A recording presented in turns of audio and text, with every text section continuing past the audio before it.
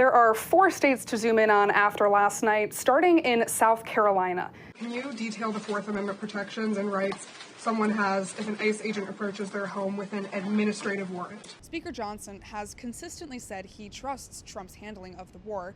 So this morning I asked him when he'll put an AUMF on the floor to give Congress a stamp of approval. Senator Cornyn got on the same car as me, and it gave me the opportunity to hear from him one-on-one.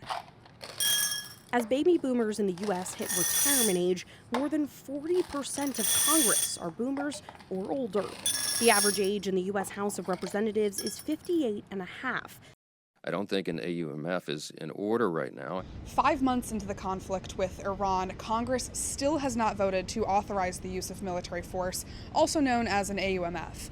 The strikes over the weekend put the U.S. military death toll at 18. Speaker Johnson has consistently said he trusts Trump's handling of the war. So this morning I asked him when he'll put an AUMF on the floor to give Congress a stamp of approval. The administration is working very hard. The commander-in-chief and the whole Department of War, they're working very hard to bring this to a resolution. I don't think an AUMF is in order right now. My view is that everybody needs to play a role. So we'll see how that develops. I think we have to allow the space to do that. And I know that this administration is working around the clock to resolve that in a way so that we don't suffer any more troop losses. This is a great tragedy. Both chambers have passed War Powers Act resolutions to try and rein in force. But Republican Congressman Thomas Massie says those have not had the intended effect. Look, there was an AUMF for Iraq the first time. There was an AUMF for Iraq the second time. There was an AUMF for Afghanistan. No president or secretary of defense or secretary of war has ever gone this far out on a limb.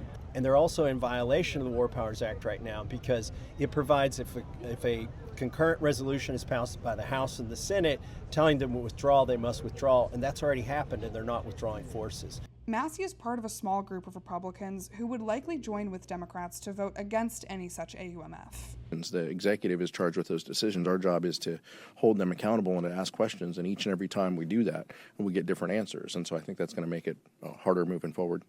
In my question to the Speaker this morning, I mentioned that the death toll is now higher than the withdrawal of troops from Afghanistan. In 2021, 13 service members died during a chaotic troop withdrawal from the country. I bring this up because Speaker Johnson and House Republicans have called it the Biden administration's greatest failure. In 2024, Speaker Johnson said, quote, "The Biden-Harris administration failed in its duty to protect soldiers." That same release criticized that no administration officials were fired. I am in our Senate booth, where a lot has happened today in regards to Acting Attorney General Todd Blanche's Senate Judiciary Committee vote tomorrow to make him permanent Attorney General. Now, this vote is up in the air because outgoing Texas Senator John Cornyn has not committed one way or another on if he will vote for Blanche, and he is a key vote on this committee. So what happened today? For starters, Cornyn was supposed to meet with Blanche this morning to try and get them on the same page. He canceled that meeting and had his staff meet with Epstein survivors who say they do not approve of Blanche for Attorney General. Todd Blanche is unfit to be acting Attorney General because he is not here for the American people's best interests. Then, a midday meeting between Senator John Cornyn, Senator Tom Tillis of North Carolina, who is also skeptical of Blanche, and Judiciary Chairman Chuck Grassley of Iowa. Leaving that meeting, Senator Tillis told me that the decision on whether or not to hold tomorrow's vote could come at the last minute. For tomorrow's vote, I mean, is it going to be 9:50? It could be. I mean, a lot of it comes down to, are the Democrats going to show? Are we going to have quorum?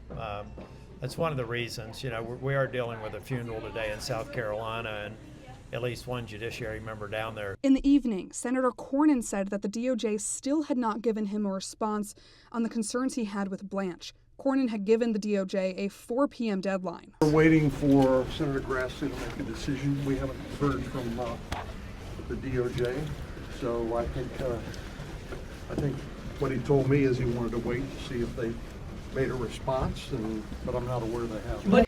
Now, just after that chase that you saw there, I got on the Senate subway, which takes senators from their office building to the Capitol. Senator Cornyn got on the same car as me, and it gave me the opportunity to hear from him one-on-one. I asked him what it feels like to have the influence to shape how this works out, and he told me, I'm just one U.S. Senator.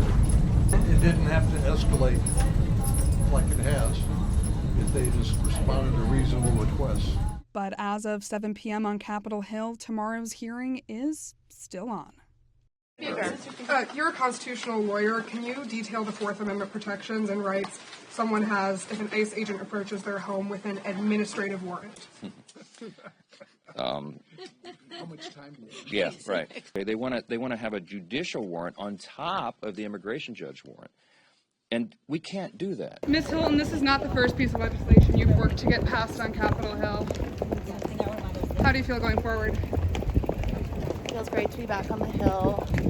Just all my advocacy work and passing my first bill has been the most meaningful work of my life. So what's your reaction to Mary Peltola announcing her run in Alaska, and what's your expectation for Democrats trying to flip Trump districts? You know, I think this shows that the map keeps expanding for Democrats and contracting for Republicans.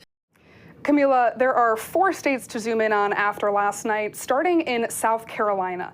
That's the Republican primary. It's a special election to see who will fill the late Senator Lindsey Graham's seat for the rest of the term. Right now, his sister, Darlene Graham, is serving as a temporary appointee. And Darlene will also go against Ralph Norman, he's a congressman, on August 25th because there was no one who reached 50%. Darlene Graham has endorsements from Trump and South Carolina Senator Tim Scott. Over in Wisconsin, the gubernatorial race, Milwaukee County Executive David Crowley, he is a mainstream Democrat. He won over Democratic Socialist Francesca Hong. It was a narrow margin of victory, but Crowley actually dropped out of the race in July. He re-entered just a couple weeks ago after the governor urged him to get back in the race to try and get Democrats to coalesce around Crowley. Across the river in Minnesota, we have Lieutenant Governor Peggy Flanagan. She won her Democratic primary over Angie Craig to fill Senator Tina Smith's seat when she retires at the end of the term. And for the governor's race, the primary, Amy Klobuchar, had an astounding margin of victory. She had 90% of the votes. She will face Republican Lisa DeMuth in November. She won over Mike Lindell, the MyPillow CEO, last night. And finally, the Connecticut 1st Congressional District. We have Congressman John Larson. He is the incumbent. He is 78 years old. He lost to Luke Bronin, 47, who is the former Hartford mayor. Now, I spoke with Bronin last week in Connecticut, and he said that he appreciates Larson's service for the last 28 years, but it's time for generational change. Camila? As baby boomers in the U.S. hit retirement age, more than 40% of Congress are boomers or older. The average age in the U.S. House of Representatives is 58 and a half.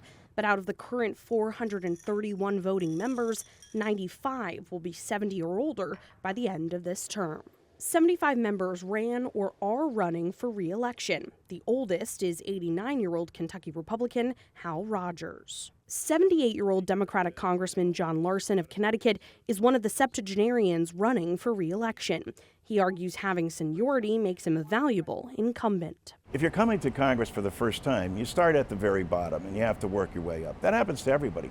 But if you have the opportunity to send someone who's going to be a chairman, that means your voice in your district is amplified. His 47-year-old primary opponent, former Hartford Mayor Luke Bronin, says younger energy would help Democrats go toe-to-toe with President Donald Trump. What does it say to you that if you won this race, you would be in the 100 youngest members in the House of Representatives at 47? Look, I respect anybody who's served in Congress for decades, but I think we would be so much stronger as a Democratic Party if we had more leaders who recognize that part of leadership is knowing when to pass the torch. When do you think you might know when it is time to step aside and pass that baton? Do you think you'll know when that point comes? Well, I think everyone does. When you reach that point, the decision becomes pretty obvious. Since January of 2025, 5 U.S. House members 65 and older died in office. 4 were Democrats. The narrow margins of control mean every member is crucial